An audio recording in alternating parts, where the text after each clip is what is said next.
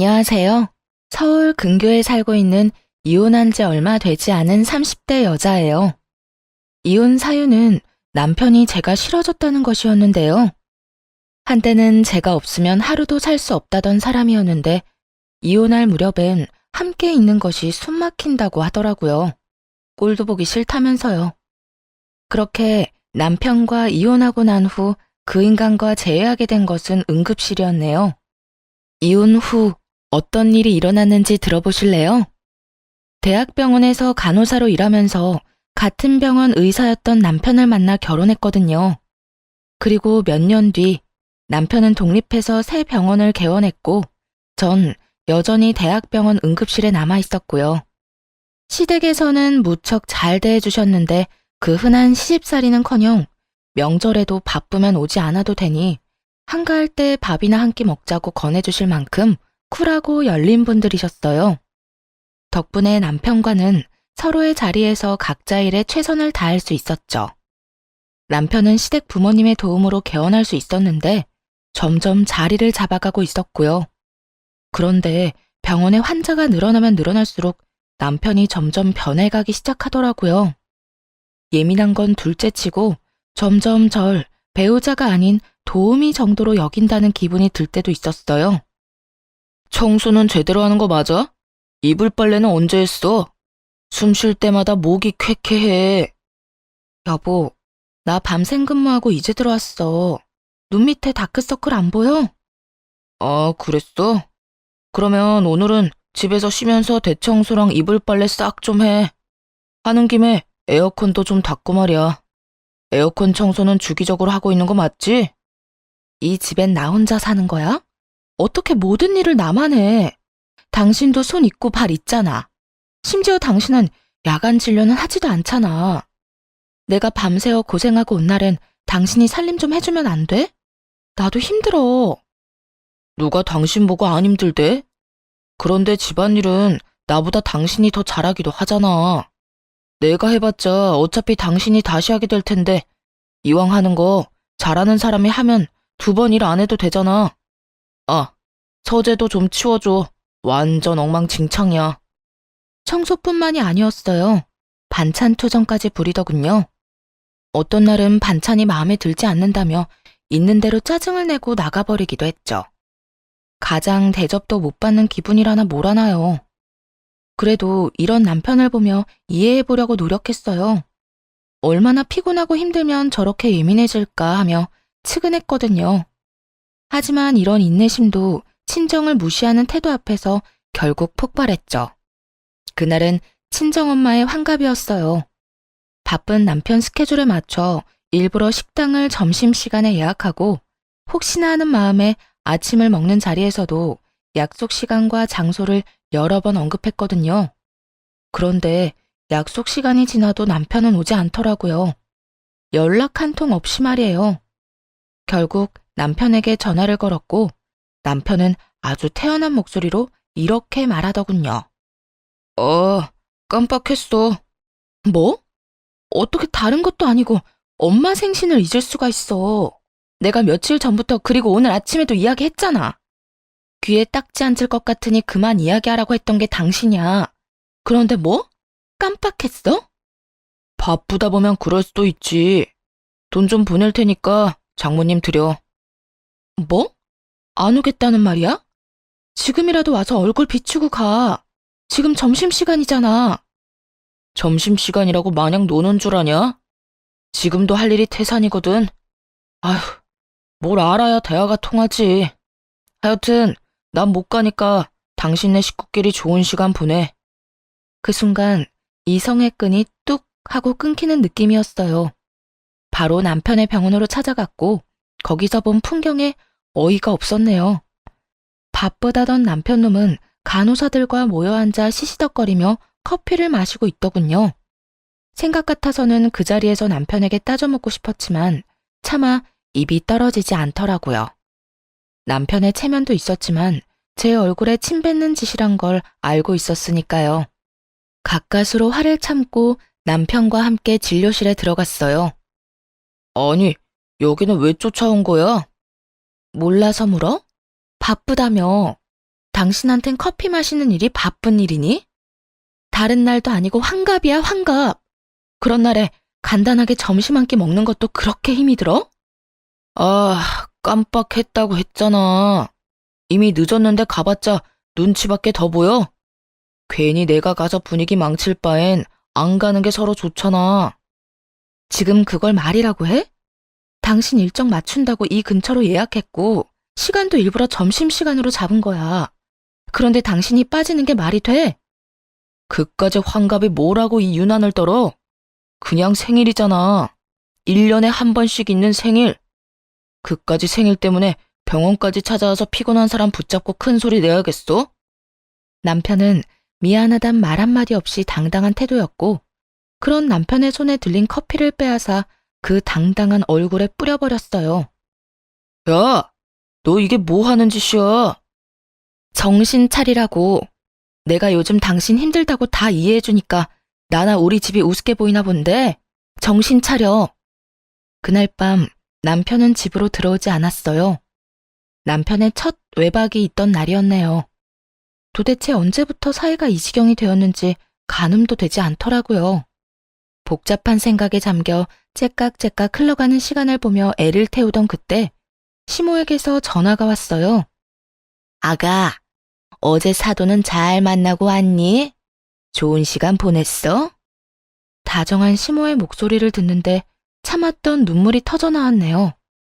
아무런 대답도 하지 못하고 대성통곡을 하는데 시모는 아무 말도 하지 않고 가만히 기다려주시더군요. 그렇게 한참을 울고 나니 진정이 되었고 그제야 무슨 일이냐고 물어보시더라고요. 어머님, 그게 어제 그의 생신 자리에 오지도 않았어요. 바쁘다고요. 그래서 병원 찾아갔더니 간호사들이랑 커피 마시고 있더라고요. 그 모습이 너무 화가 나서 얼굴에 커피를 부어버렸는데 자기도 화가 많이 났는지 집에 안 들어왔어요. 뭐? 그러면 외박을 했단 말이야? 네. 병원 일로 점점 예민해지기 시작하더니 이젠 뭘 어떻게 해야 할지 모르겠어요. 이 녀석이 우리가 알아서 할 테니 넌 가만히 있거라. 그날 저녁 시댁에선 저와 남편을 불렀고 시댁에 도착했을 즈음엔 이미 한바탕 난리가 났더라고요. 벼락같이 호통을 치는 시부와 그런 시부 앞에 무릎 꿇고 앉아있는 남편. 남편은 아무 말도 못하고 고개만 숙이고 있더군요. 이 녀석아, 내가 너 이딴 식으로 집사람 마음고생시키라고 병원 열어준 줄 알아? 대학병원 있을 때보다 사는 게 편해졌으면 가정에 더 잘할 생각을 해야지. 그걸로 네 마누라한테 생색이나 내고 바쁘다는 핑계로 사돈 어른 생신도 나몰라라 해? 생색이 아니라 정말 피곤해서 좀 예민해진 거예요. 생신은 정말 깜빡했어요, 아버지. 그런 정신머리 가지고 병원은 어떻게 이끌어가는 게야? 이딴 식으로 굴 거면 지금이라도 간판 내리거라. 아버지, 제가 잘못했어요. 앞으로는 절대 그런 일 없도록 할게요. 너 이 녀석, 다신 이딴 일로 집사람 눈에서 눈물 빼지 마라. 알겠어? 네, 알겠어요. 여보, 내가 미안해. 앞으로 이런 일 없도록 할게. 약속해. 개원 당시 워낙 받은 도움이 커서 시부모님들 말씀이라면 꼼짝도 못하던 남편이었죠. 이번에도 마찬가지였어요. 진심이라고는 느껴지지 않았지만 용서를 구하기는 하더라고요. 그리고 한동안은 잘하는 척도 했고요. 하지만 그럴수록 남편의 마음은 이미 떠난 것이 느껴졌어요. 아니, 단순히 마음이 떠난 것이 아니라 다른 이유가 있을 거라 확신하게 되었죠. 그렇지 않고서야 둘 사이에 큰 다툼이 있었던 것도 아니었고 기분이 상한 일도 없었는데 사람이 저렇게까지 변한 것은 말이 안 되니까요. 혼자 고민을 하다가 남편 병원에서 일하고 있는 동기에게 물어보기로 했네요. 꽤 긴 시간을 남편과 함께 보내는 친구이니 이유를 알지 않을까 해서였죠. 지연아, 혹시 우리 남편 요즘 무슨 일 있어? 원장님? 아니, 왜? 무슨 일 있으시대? 아니, 요즘 좀 이상해서 혹시 너는 알까 해서 연락해봤어. 요즘? 이상한 건 없었는데. 조금 예민하시긴 했지. 뭐 그거야 그럴 수도 있는 일이니까. 그거 말곤 다른 이상한 점은 없었는데. 아, 혹시 우리 남편 여자 있는 건 아니겠지? 100번은 넘게 고민하고 물은 말이었는데 이 말을 들은 친구는 듣자마자 깔깔거리고 웃더라고요. 자신이 아는 한 그럴 리가 없다고 말이죠. 뭐? 넌 말이 되는 소리를 해. 네 남편을 어떻게 나보다 더 모르니? 네 남편 매일 병원에서 살다시피 하고 진료 끝나면 바로 집에 가는데. 친구들도 점심시간에 잠시 병원에 와서 보고 가는 게 전부고 따로 약속 잡는 일도 없으신 것 같고 말이야. 너도 요즘 많이 피곤한가 보다 그런 생각까지 하는 거 보면. 그러지 말고 쉬는 날에 잠이나 좀 푹 자. 서로 예민하다 보면 자주 부딪히고 또 그러다 보면 별 생각이 다 드는 법이야. 그래 알겠어. 우리 남편한텐 내가 이런 이야기 한 거 비밀로 해줘? 당연하지. 얼른 좀 쉬어. 믿었던 친구였어요. 동기들 가운데서도 친했고 무엇보다 유부녀이기에 이런 마음을 더 잘 이해하고 상황을 객관적으로 볼 거라 생각했죠. 그런 친구의 조언을 듣고 나서도 이상한 기분은 사라지지 않았지만요. 그래서 결국 남편의 뒷조사를 시작했네요. 다들 뒷조사만 했다 하면 무슨 판도라 상자 열리듯 남편이 숨기고 있던 모든 것이 밝혀지곤 하던데 아니었어요. 허무할 정도로 아무것도 없더라고요. 친구의 말처럼 병원과 집을 오가는 단순한 생활의 반복이었거든요. 가끔 친구를 만나기도 했지만 다 남자들일 뿐만 아니라 그것마저도 차를 마시거나 편의점에서 캔 음료나 마시곤 헤어지는 게 전부더라고요. 술은 입에도 대지 않았고요. 병원에서 회식을 해도 1차에서 끝내곤 혼자 병원에 들러 나머지 일을 보곤 집으로 돌아오곤 했더군요. 딱히 뭐가 나오지 않아 다행스럽긴 했지만 정작 아무것도 나오지 않으니 환장할 노릇이었어요. 남편은 여전히 이상하게 변해만 갔으니까요. 그렇게 감정이 요동을 지던 어느 날, 남편 입에서 결국 이혼이란 말이 나오고야 말더군요. 그날은 웬일로 남편이 함께 외출을 하자고 하더군요. 밖에서 맛있는 것도 먹고 산책도 좀 하자고요. 그간 좀 소원하긴 했어도 다시 잘 지내볼 생각은 있구나 하는 마음에 한껏 꾸며입고 외출길에 나섰죠. 들떠서 밝은 목소리인 저와는 달리 남편은 건성건성 대답만 하더라고요. 여보, 여기 진짜 오랜만이다. 여기 기억나? 여기서 우리 첫 데이트 했었잖아. 기억해. 그때 우리 둘 다 밤새고 씻지도 못하고 와서는 어떻게든 데이트 좀 해보겠다고 샷 왕창 추가해서 먹고 버텼는데 부부가 돼서 오니 감회가 새롭다. 그렇지? 그렇긴 하네. 기계를 가져와도 이것보단 다채로운 대화가 될 것이라는 생각이 들면서 화가 치밀어 오르더라고요. 이따위로 굴 거면 다른 곳도 아닌 우리의 추억이 있는 곳으로 오지나 말지. 이게 무슨 사람 하나 바보 만드는 짓인가 했죠. 기분이 상해 바로 자리에서 일어나 집으로 돌아와 버렸고 남편 역시 저를 뒤쫓아 집으로 돌아왔고요. 당신 진짜 나한테 왜 그래? 내가 뭘? 내가 뭘? 할 말 있으면 똑바로 말해. 하루 종일 사람 데리고 다니면서 정신은 다른 곳에 있었잖아. 꼭 똥마려운 강아지처럼. 내 눈치는 이리저리 살피면서 그러면서도 또 멍하니 딴 생각만 하고. 난 오늘 당신이 앞으로 잘 살아보자는 마음으로 산책하자고 한 줄 알았어. 오늘 간 곳이 죄다 우리한테 좋은 추억만 가득했던 곳이니까. 그런데 당신은 시큰둥해선 대답만 겨우 하고 나만 들떠있고 그게 뭐야 도대체? 그럴 거면 왜 굳이 나가자고 한 거야? 입으로 뱉고 나니 정말 하루 종일 무얼했나 싶더라고요. 화가 많이 나 씩씩거리는 저를 남편은 한참 바라보더니 이내 하루 종일 품고 있던 말을 꺼내기 시작하더라고요. 내가 많이 고민해봤는데 우리 이혼하자. 나 더는 이렇게 못 살겠어. 목소리에 미안함이라곤 찾아볼 수가 없더라고요. 마치 제가 유책 배우자라도 된다는 듯 말이에요. 이혼? 지금 이혼이라고 한 것 같은데 내가 제대로 들은 거 맞아? 이혼하자고. 나 이제 당신이랑 사는 거 너무 힘들어. 그러니까 오늘 하루 종일 한 짓이 사실은 데이트가 아니라 당신 마음 정리할 시간이 필요했던 거네? 말하자면 마지막 점검 같은 거였어. 맞아? 꼭 그런 건 아닌데 당신하고 돌아다니면서 마음이 더 확고해지긴 했어. 내가 뭘 어떻게 했다고 그렇게 힘들어? 내가 당신을 힘들게 해? 그냥 당신이랑 같이 사는 것 자체가 힘들어.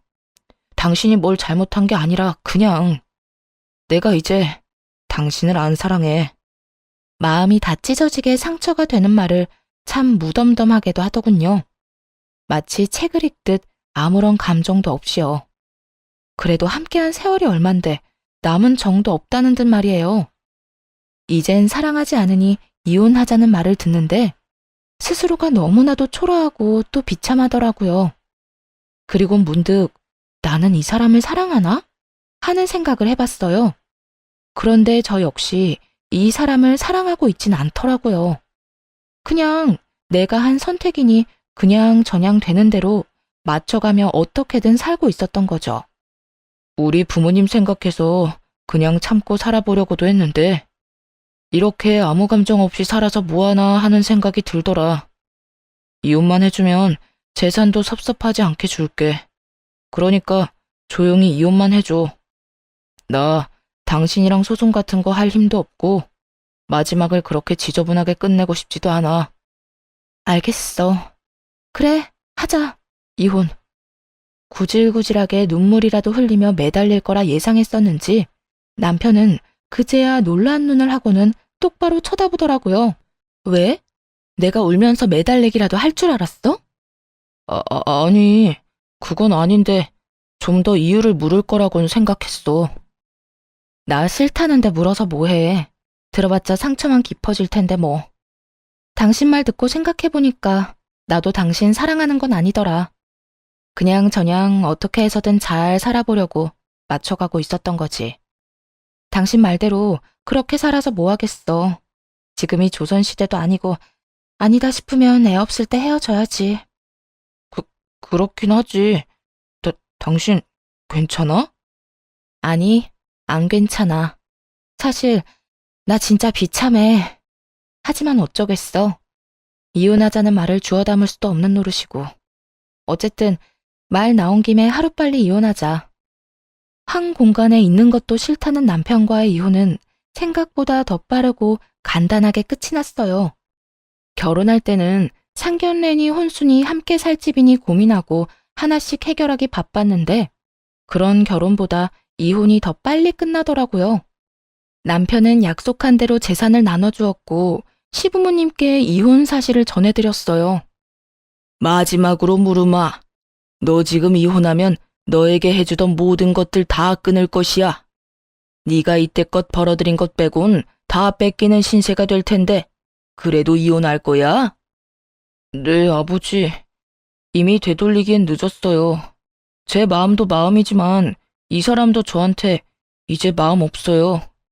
한 공간에 있는 게 숨이 턱턱 막히기 싫은데 어떻게 같이 살겠어요.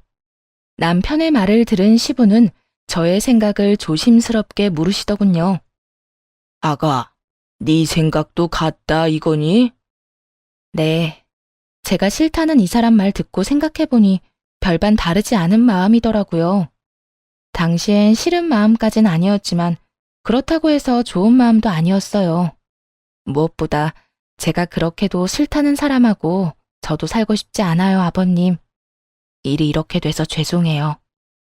네가 죄송할 일이냐? 우리가 자식을 잘못 키워 네가 마음고생 많이 했겠구나. 우리가 미안하다, 아가. 아니에요.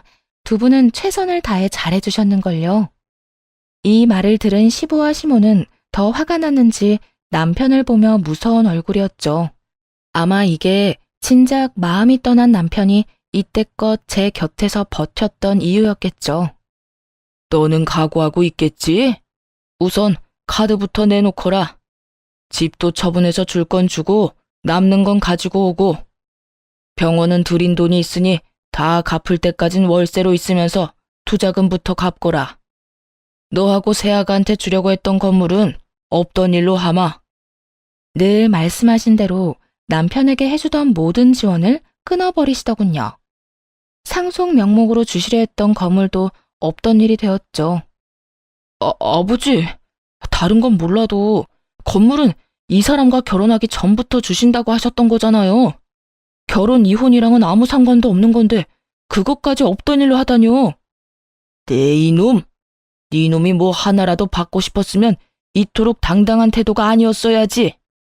네 놈이 오늘 여기 와서 적어도 미안한 기색이라도 내비쳤다면 내 당장은 아니더라도 훗날 언젠가 건물은 주려고 했다. 그런데 지금 미안한 척만 하지 진심 어린 반성이란 없지 않느냐? 겉으로 나타나는 게 그 정도인데 네 속은 오죽하겠어. 모르긴 몰라도 잔치가 열려도 10대 번은 더 열렸겠지. 아니에요. 저도 마음이 편치만은 않다고요. 편하진 않아도 미안하지도 않다는 뜻으로 들리는구나. 아니요. 저도 죄송하고 미안해요. 진심이에요. 에휴, 더는 듣고 싶지도 않다. 내가 병원을 남겨둔다고 해서 괜한 기대는 하지 말거라. 말한 대로 투자금이 적지 않기에 그 돈은 회수하려고 남겨두는 것이니. 그러니 허튼 짓 하지 말고 빚이나 잘 갚아. 시부는 투자금 회수 목적으로 월세를 내는 대신 병원은 유지할 수 있도록 해주시더라고요. 이미 마음 떠난 사람과 이혼하면서 재산이라도 넉넉히 받아왔으니 그만하면 괜찮은 이혼이다 싶었죠. 거기에다 남편이 가진 것까지 다 신기루가 되어 사라졌으니 복수도 이만하면 되었다고 생각하기도 했습니다. 비록 제대로 된 이유는 끝까지 알 수 없었지만 말이에요. 단순히 이제 사랑하지 않는다는 이유로 이혼하겠다는 말을 그대로 믿은 것은 아니었기에 더 조사를 해봤지만 아무리 찾아봐도 이렇다 할 만한 것은 나오지 않았거든요. 하지만 하늘은 저와는 생각이 달랐나 봅니다. 운명의 장난인지 전 남편과 이혼하고 2달쯤 뒤 이혼의 진짜 이유를 알게 되었으니까요. 그리고 제대로 된 복수도 하게 되었고요. 그날도 응급실에서 근무를 하고 있었어요. 크고 작은 사고가 많은 응급실이라 늘 긴장된 상태로 대기하는 편인데 그날따라 유난히 심하게 두근거리더라고요. 오늘따라 왜 이렇게 안절부절 못해? 집에 무슨 일 있어? 이혼한 돌싱녀가 집에 일이 있을 게 뭐가 있어. 그냥 계속 뭐가 이상해. 느낌이 싸해. 그렇게 주변에서도 제 불안을 느낄 정도의 싸한 예감이 이어지던 그때 큰 교통사고로 인해 긴급한 상황의 환자가 연이어 들어오더군요. 급하게 환자를 향해 달려갔고 환자의 얼굴을 확인하고는 그 자리에서 아무것도 못한 채 멍하니 서 있을 수밖에 없었습니다. 그 환자는 바로 남편과 제 동기 친구였거든요. 전 남편의 호의로 한 차에 타고 있었다기엔 새벽 3시에 가까운 시간. 누가 봐도 불륜임을 알 수 있는 상황이었어요. 심지어 임신 상태더군요. 아빠가 누구인지 쉽게 확인할 수도 없는 아이를 말이죠. 멍해서 억장이 무너지는 기분조차 들지 않더라고요. 아니, 오히려 그제야 왜 이혼까지 하게 되었는지 이해가 되며 속이 뻥 뚫리는 기분마저 들었어요. 배신감이요? 그딴 감정도 들지 않았어요.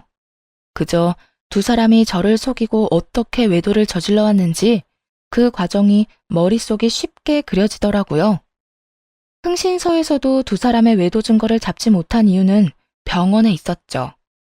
병원에는 뒷문이 있었는데 간호사들도 알지 못하는 전 남편의 진료실 뒤편에 있는 작은 문이었어요. 상간녀는 그곳으로 몰래 오가며 남편과 불륜을 저질렀던 거죠. 우선 상간녀의 남편과 전 시부모님들을 병원으로 불렀어요. 상간녀의 남편 역시 알고 지내던 의사였던지라 연락처가 다 있기도 했고 2사람의 외도에 대해 다른 증거 없이도 설명할 수 있는 장소이자 상황이라 판단했기 때문이었어요. 더불어 상황이 상황인지라 전 남편에겐 보호자가 필요한 순간이기도 했고요. 제일 처음 병원에 도착한 것은 전 시부모님들이었어요. 어찌나 놀라셨는지 신발도 제대로 신지 못하고 오셨더군요. 아가야, 이게 무슨 일이니? 우리 아들이 사고라니? 얼마나 큰 사고길래? 그게 상황이 좋지 않아요. 일단 제가 사인해서 수술은 들어갔는데 어떻게 될지. 저도 장담할 수가 없어요, 어머님. 어쩌니? 이 새벽에 왜 운전을 하고 돌아다닌 게야? 혼자였니? 아니면 누가 옆에 있었니? 그게 혼자는 아니었어요. 전 시모는 저의 곤란한 표정을 보더니 말하지 않아도 안다는 듯 손을 꽉 잡으셨고 전 시부는 두 눈을 질끈 감으시더군요. 저보다도 두 분이 더 상처를 받으신 듯 잡은 두 손이 미세하게 떨리고 있더라고요. 전 괜찮아요. 그런데 그 사람 상태가 생각보다 좋지 않아요. 일단 다른 건 생각하지 마시고 지금은 수술 생각만 하기로 해요. 보호자 대기실 저쪽에 있으니 가셔서 몸부터 좀 녹이세요. 그래, 일단은 애 몸부터 생각합시다. 아가, 너도 얼굴이 좋지 않아. 따뜻한 것 좀 마시고 일하거라. 응? 네, 아버님. 그렇게 전 남편의 상태를 전하고 두 분을 진정시키고 응급실로 돌아왔는데 상간녀의 남편이 뛰어들어오더군요. 가운을 입고 뛰어들어오는 걸 보니 병원에 있다가 달려오는 길인 듯 했어요. 수미 씨, 우리 지연이 많이 다쳤어? 걱정하며 뛰어들어오는 상간녀의 남편을 보며 고민이 되지 않았던 건 아니었어요. 굳이 둘의 불륜 사실을 지금 밝히는 게 맞을까 해서요. 그런데 지금 이야기하지 못하면 나중은 없을 듯 했고 그렇다고 덮고 지나갈 만큼 바보는 되고 싶지 않았어요. 그래서 결심했죠. 그 순간에 모든 사실을 밝히기로요. 그게 지연이는 그나마 괜찮은데 우리 전 남편이 많이 다쳤어요. 함께 있었더라고요. 전 남편이라면 그러면 둘이 같이 차 타고 가다가 사고가 났단 말이야? 지금 이 시간에 두 사람이 함께 있을 일이 뭐가 있어? 설마 아니지? 믿을 수 없다는 듯 멍하니 바라보는 상간녀의 남편을 보는데 그 심정이 이해가 되더라고요. 갑작스럽게 이혼 통보를 들었을 때가 떠오르며 말이죠. 절로 나오는 한숨을 내쉬며 다른 사실을 알려주었어요.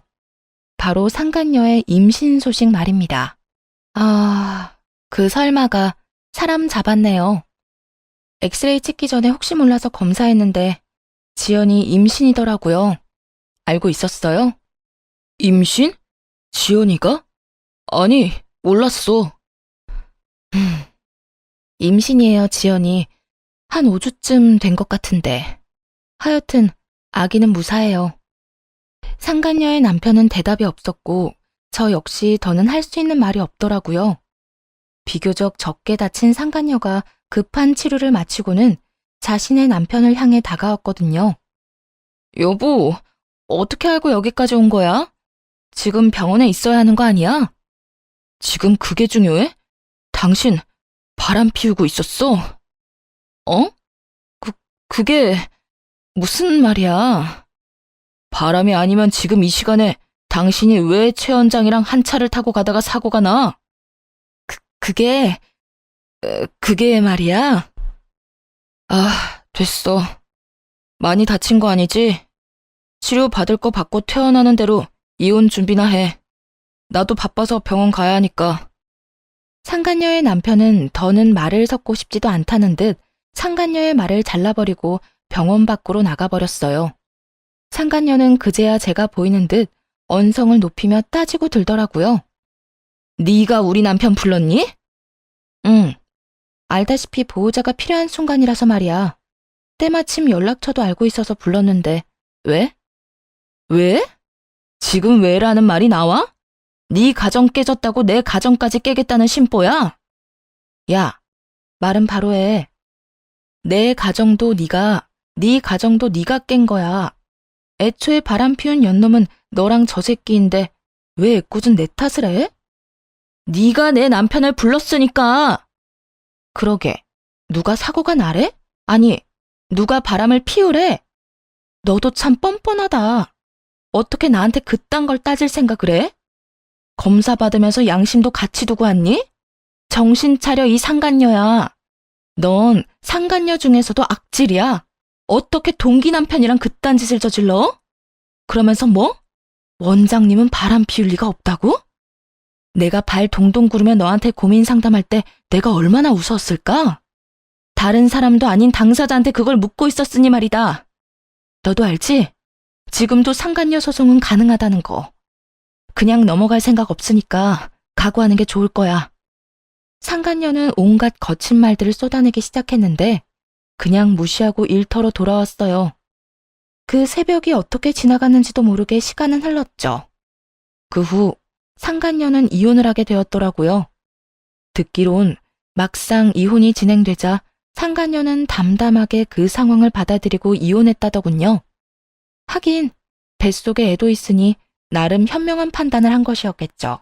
그 아기로 인해 앞으로 어떤 일이 일어날지도 모르고 말이죠.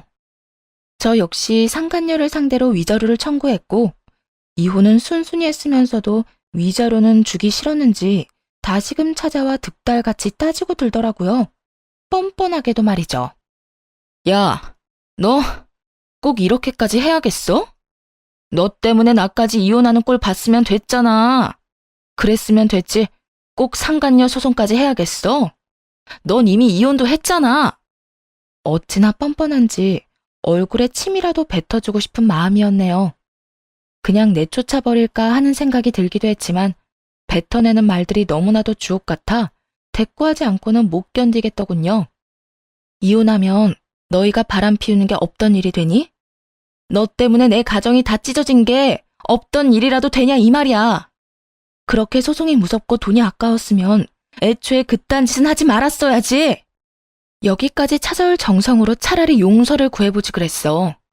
그랬으면 지금 이런 일은 없었을 텐데 말이야. 뭐 이미 늦었지만. 그래, 내가 다 잘못했고 너한테 죽일 년이니까 상간녀 소송 그거 하지 마. 우리 그래도 한때는 친구였잖아. 그러니까 소송만은 하지 말아줘. 응? 상간녀는 애원에 가까운 부탁을 했지만 소용없는 짓이었죠. 결국 소송을 통해 위자료를 받아냈으니까요. 이제 남은 것은 전 남편이었어요. 전 남편의 상황은 생각보다 더 좋지 않았어요. 도대체 어떻게 사고가 난 것인지 하반신 불구는 물론이고 상반신도 한쪽은 마비 증상이 있는 상태였어요. 의사 생활은 물론이고 일상생활에도 불편함을 겪을 정도였죠. 즉, 장애인으로 살아가야 할 신세가 되었습니다. 그런 신세가 된 전 남편을 보는 것은 전혀 슬프지 않았는데 슬퍼하는 전 시부모님을 지켜보는 것은 힘들더라고요. 아무래도 그간 친부모님처럼 잘 대해주신 분들이니까요. 그래서 전 남편의 곁을 지키는 두 분을 챙기기 시작했고 그런 행동에 상간녀가 안달이 난 모양이더라고요. 혹시나 전 남편을 빼앗길까 조바심이 들었는지 어느 날은 전 시부모님 앞에 무릎을 꿇고 앉아 절절한 사랑 고백을 하더군요. 저희가 비록 시작은 옳지 않았으나 마음만큼은 정말 진심이었어요. 저 원장님 진심으로 사랑해요. 그래서 뭘 어쩌란 말이니? 너를 며느리로 받아달라 이 말이니? 네 눈엔 제 불구된 거 안 보이니? 그래도 상관없다 이거야? 네, 저는 상관없어요. 원장님 상황이 어떻든 전 원장님을 사랑해요, 어머님. 그러니까 저 좀 예쁘게 봐주세요. 제가 살면서 정말 잘할게요. 저 받아주신 거 절대 후회할 일 없도록 잘할 자신 있어요. 그래, 그러려무나. 전 시댁에서 허락을 하니 상간녀는 부잣집에 시집갈 생각에 기쁜 내색을 감추지 않더라고요. 하지만 그것도 잠시였어요. 전 시댁에선 병원도 빼앗고 그나마 지원해주던 병원비마저 끊어버렸으니까요. 불구가 된 아들을 버리기는커녕 데리고 살아준다는데도 불구하고 이토록 냉정하게 구신 이유가 다 있었어요. 저와 전 남편이 이혼한 이유가 상간녀 때문이라는 걸 다 아시기도 했고 무엇보다 전 남편 옆을 지키고자 하는 상간녀의 의도가 뻔히 보였기 때문이었죠. 여러 사람 눈에서 피눈물이 나게 하고 자기는 호의호식하며 살겠다는 그 추악한 의도가 말이죠. 위자료로 전 재산을 날리고 빚까지 진 것도 모자라 거지가 된 사람의 병시중까지 들게 될 상황이 되자 상간녀는 뱃속의 아이를 핑계로 돈을 요구하기 시작하더라고요. 아버님, 어머님, 아무리 제가 미우셔도 이건 아니죠. 최소한 먹고 살게는 해주셔야죠. 아니, 치료받을 돈은 주셔야죠. 그렇게 사랑하는 사이라고 하더니 이 이야기 못 들었나 보구나. 우린 우리 며느리랑 이혼한다고 하는 순간부터 모든 경제적인 도움은 주지 않기로 했었다. 그러니 네가 그렇게나 사랑한다던 우리 아들, 네가 알아서 잘 보살피며 살아보거라. 우린 네가 무슨 말을 하든지 간에 눈 하나 깜빡하지 않을 것이니. 그러면 이 아이는요? 알고 계시죠? 저 임신한 거. 그리고 이 아기 전 남편 아기도 아니라는 거요. 그러면 이 아기가 누구 아기겠어요? 이 아기 최 원장님 아기예요. 그러니까 아기 생각해서라도 조금만 도와주세요. 최 원장님 몸도 저렇게 되고 앞으로 원장님 인생의 자식은 이 아기뿐일 텐데 이러다 아기마저 잘못되면 어떻게 해요? 상간녀의 말에 두 분도 흠칫하시더라고요. 그럴 수밖에 없겠죠. 아무래도 아들은 불구가 되어 다신 이세를 보는 건 힘들 것 같은 상황인데 그런 상황에서 뱃속에 아들의 아기가 있다니까요. 멈칫하는 두 분을 보며 상간녀는 묘한 미소를 지어 보였고 그런 상간녀에게 저와 전 남편만 알고 있던 사실을 알려주기로 했습니다. 차마 부모님께도 말씀드리지 못한 사실을요. 야, 헛소리 좀 작작해. 네 뱃속의 아기가 그 사람 아기라고? 웃기고 있네. 내 전 남편 아기 못 가져. 뭐라고? 그게 무슨 말이야? 배웠다는 사람이 이것도 못 알아들어? 네가 그렇게 사랑한다던 최 원장 무정자증이라 아기 못 가진다고. 그래요. 전 남편은 무정자증이었어요. 결혼 2년 차에 자연 임신이 되지 않아서 병원에서 알게 된 사실이었죠. 부모님이 아시면 너무 속상해 하실 것 같아 일단 숨기며 이세에 대한 마음은 그때 접었고요. 그런데 그런 사실을 모른 채 전 남편의 아기라고 우겨대니 참 기가 다 막히더라고요. 모든 사실이 밝혀지자 상간녀는 고함을 질러대며 끝까지 저를 모함하기 시작했어요. 거짓말 하지 마. 너 지금 나랑 이 사람 잘 먹고 잘 살까봐 일부러 없는 말 지어내는 거지? 난 분명히 원장님 아기를 가졌는데 무정자증이라니. 아니, 무정자증이라도 가능성은 있는 거잖아. 참 가능성이 있겠다. 그렇게라도 우겨보고 싶은 것 같은데 우길 걸 우겨. 정 우기고 싶으면 나처럼 증거를 내밀어 보든지. 들어보니 네 전 남편 아기도 아니라던데 도대체 남자가 몇 명인 거니? 어디 숨겨둔 원장이 또 있기라도 한 거야? 뭐야? 너 지금 누굴 모함하는 거야? 그렇잖아. 내가 검사 결과를 봤으니 네가 임신한 것도 저 사람이 무정자증인 것도 확실한데 아기 아빠는 누구인지 알 수가 없고 이런 상황에선 다른 가능성이 떠오르지 않겠어? 아니야. 정말 아니라고. 아니에요, 아버님, 어머님. 설마 이 여자 말 다 믿는 건 아니죠? 지금 저 때문에 이혼하게 됐다고 화가 나서 이러는 거예요. 정말이에요. 제 말 믿어주셔야 해요. 전 남편이 무정자증이라는 사실에 상간녀도 그렇지만 부모님들도 충격이 크신 듯 하더라고요.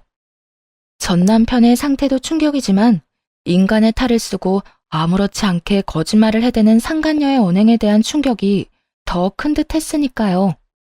닥치지 못해? 네 말이 사실인지 아닌지는 출산하면 밝혀질 것이고 그때 유전자 검사에서 네 말이 사실이라면 내 너에게 사과하고 내 재산 전부를 네 뱃속의 아기한테 물려주마. 하지만 그렇지 않다면 각오하는 것이 좋을 게야. 감히 다른 것도 아니고 핏줄을 두고 장난친 죄는 받아야 하지 않겠니? 전 시부는 처음 보는 무서운 표정을 지으며 상간녀를 몰아세우기 시작했어요. 상간녀는 뒷걸음치며 눈물로 호소하더군요. 아니에요. 정말 저는 맹세코 다른 남자는 없었어요. 믿어주세요. 그렇게 확신한다니 출산 때까지 기다릴 필요도 없겠구나. 들어보니 태아 유전자 검사도 있다고 하던데 그걸로 진행하자꾸나.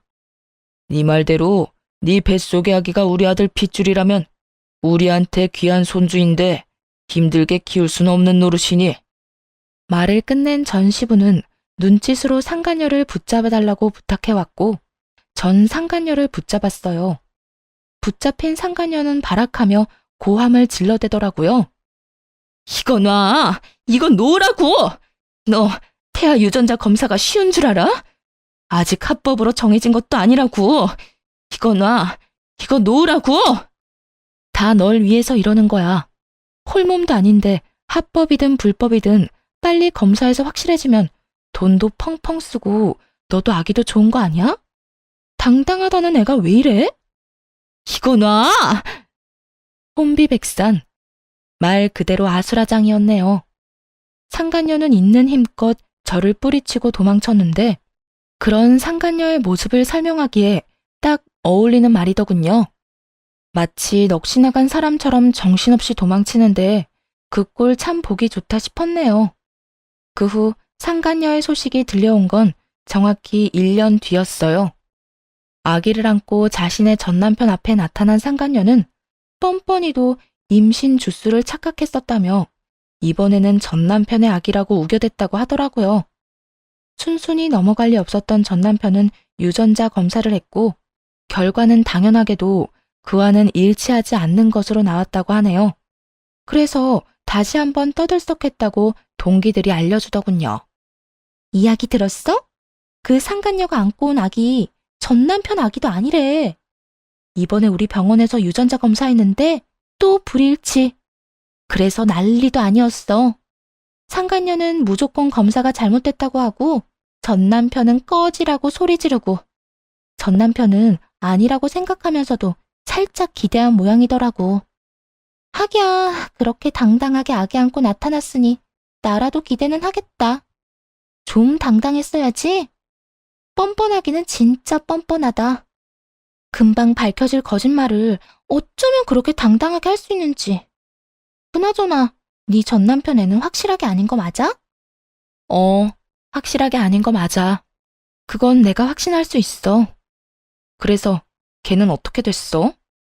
어떻게 되긴 또 주랭랑 쳤지 뭐. 사기죄로 고소한다는 말까지 나오니까 겁났는지 도망가더라. 들어보니까 친정에서도 남 부끄럽다고 나 몰라라 한다던데. 꼴 좋다. 그러게 다른 사람도 아니고 너한테 그딴 짓을 하래? 벌 제대로 받는 거야. 네 전남편도 그렇고 그 상간녀도 그렇고. 그러면서 진짜 아기 아빠는 누구인가에 대해 한동안 입방아에 오르락내리락거리기도 했죠. 한바탕 소동이 끝나고 전 남편은 병원에서 퇴원해 요양원으로 가게 되었어요. 아무래도 집에서는 관리가 힘들고 재활도 함께 진행해야 하니 요양원에서 지내며 전문가들의 도움을 받기로 한 것이죠. 휠체어 신세가 된 전 남편을 보니 아무래도 마음이 좋진 않았는데 그런 마음조차 확 날아갈 만한 일이 있었네요. 퇴원하는 날 저를 향해 갖은 악다구니를 쏟아냈으니까요. 또 내가 이 꼴이 돼서 속으론 통쾌하지? 아니, 내가 교통사고 난 것도 네가 속으로 빌고 또 빌어서 그렇게 된 거 아니야? 악밖에 남지 않은 전 남편의 말을 듣는데 정신이 확 들었어요. 저딴 인간에게 동정심을 남기다니 참 순진하고 멍청했구나 하는 생각도 들더군요. 야, 정신 차려. 네가 알다시피 나 무당 아니고 간호사야. 네가 말아먹은 네 신세 내 탓으로 돌릴 생각 말고 재활이나 잘 받아. 이제 옆에서 도와줄 여자도 없는데 혼자 잘 살아가야 할 거 아니야. 야, 너 진짜 내가 가만둘 것 같아? 네가 가만 안 두면 어쩔 건데? 네가 인간이라면 나한테 이러면 안 되는 거 몰라? 내 인생 망친 것도 모자라 본인 인생도 그따위로 망쳐놨으면 이제라도 반성이란 걸 하고 좀 똑바로 살아. 내가 뭘 그렇게 잘못했는데? 설사 내가 잘못했다고 쳐도 이런 신세가 될 만큼 잘못한 건 아니잖아. 난 억울해. 억울하다고. 난 너 때문에 하루아침에 가정도 깨지고 인생도 망가졌어. 내 잘못은 하나도 없었는데 내 마음은 산산조각이 났다고. 그런 내 앞에서 네 억울함을 호소하고 싶니? 내 원망이나 하고 싶냐고. 넌 정말 끝까지 나에 대한 배려나 미안함 따위는 전혀 없구나. 너야말로 어떻게 나한테 이렇게까지 해. 이혼할 때도 나지 않았던 눈물이 그제야 나더라고요. 울면서 고함을 질러대자 전 남편도 그제야 정신을 차린 듯 멍하니 바라보더군요. 놀랍기도 했겠죠. 울며 불며 매달릴 거라 생각했던 순간엔 눈물 한 방울 흘리지 않던 여자가 악다구니를 쓰고 달려들어야 할 순간에 눈물을 흘리니 당신은 부모님 보기 부끄럽지도 않아? 어떻게 마지막까지 이런 꼴을 보일 수가 있어? 나한테나 부모님한테나. 다리만 망가진 채로 살아. 마음까지 망가뜨리지 말고. 본인 말고 부모님 생각해서라도 정신 똑바로 차리고 살란 말이야. 전 남편은 그제야 뒤에 서 있는 부모님이 떠올랐는지 고개를 떨구더라고요. 그나마 부모님 생각하는 마음은 남아있어 다행이라고 생각했네요. 그 후 전 남편을 보는 일은 없었어요.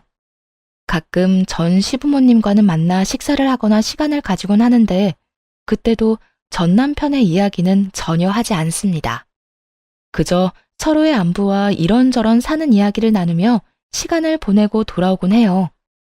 한 번은 전 시부모님께서 이런 이야기를 하시더라고요. 아가, 넌 재혼 생각은 없니? 네? 재혼이요? 아, 어머님, 무슨 그런 말씀을 하세요. 전 그런 생각 없어요. 그러지 말고 다시 잘 생각해봐. 너희 부모님도 내심 네가 다시 시작하길 원하실 거야. 우리도 그렇고 말이야.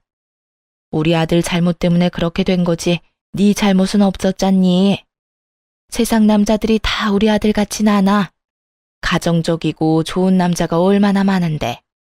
나이도 아직 젊은데 잘 생각해 보려무나. 너 시집 간다고 하면 혼수는 우리가 해주마. 네가 정말 딸 같아서 하는 말이야. 너무 걱정하시는 것 같아 대답은 잘 생각해 보겠다 했지만 재혼 생각은 전혀 없는 상태예요. 마음에도 정해진 양이 있다고 하는데 이미 전 남편에게 온 마음을 다 쏟은 것 같거든요. 사랑도 미움도 무관심도 말이에요. 언젠가 이 마음들이 다시 채워진다면 그때는 다시 좋은 사람을 만날 수도 있지 않을까요? 요즘 전 병원을 그만두고 휴식을 취하고 있는 중이에요. 너무 많은 일이 있기도 했고 간호사라는 직업에 대한 회의감이 들어서요. 갈림길에 서서 고민을 하는 단계라고나 할까요? 요즘엔 유아교육에 대해 공부를 하고 있긴 한데 이 어두운 터널을 벗어나 무엇을 하며 살아갈지 기대되는 요즘이네요. 이로써 저의 사연은 끝이 났네요. 긴 사연 함께 해주셔서